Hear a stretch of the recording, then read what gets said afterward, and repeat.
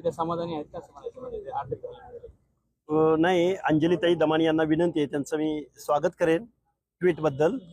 पण अंजलीताई तुम्ही ज्या पद्धतीनं सिलेक्टिव्ह प्रकरणांमध्ये लक्ष घालता, अंजलीताई तुम्हाला माझी विनंती आहे की मला वाटतंय की अशी माणुसकीला काळीमा फासणारी घटना म्हणजे आम्ही तर कुठं पाहिलेली नाही. आणि अशा प्रकरणामध्ये तुम्ही व्यक्त झालात, बरं झालं.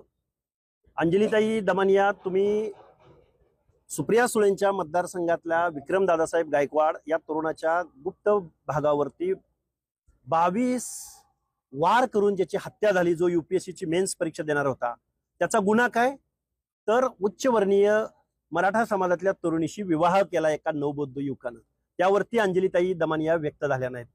त्याचबरोबर लातूर जिल्ह्यामधले माऊली सोट नावाच्या धनगर समाजाच्या युवकाची अमानुष पद्धतीने मारहाण करून हत्या झाली, त्यावरती अंजलीताई दमानिया व्यक्त झाल्या नाहीत. आणि अंजलीताई दमानियांना वेळ भेटणार नाही मला वाटतंय आपल्या भोकरदन तालुक्यातल्या अनवा गावामध्ये येऊन या धनगर समाजाच्या तरुणाच्या कुटुंबियांना, तरुणाला भेटण्याच्या. मी त्यांना एक विनंती करेन की तुम्ही या प्रकरणामध्ये लक्ष घाला आणि तुमचा जो सोशल वर्कर म्हणून जो दावा असतो नेहमी, तुम्ही कुणाचं ऐकत नाही. वेळोवेळी तुम्हाला एकच प्रकरण हवं असतं आणि एकच प्रकरण वाजलं की तुम्ही वर्षभर रिकाम्या होता. मग वर्षभर तुम्हाला फॉरेन टूरला जायचं असतं, वर्षभर तुम्हाला प्रॉपर्ट्या करायच्या असतात, वर्षभर तुम्हाला, कारण इतर वेळी वेळ मिळत नाही ना त्यांना.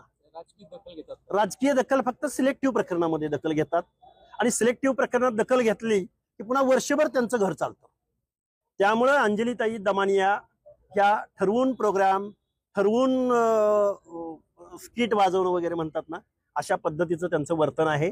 त्यांना गावगाड्यातल्या अशा घटना, गरीबाचं प्रकरण असेल, ओबीसीच्या किंवा दलितांचं प्रकरण असेल तर अंजलीताई दमानियांना वेळ नसतो.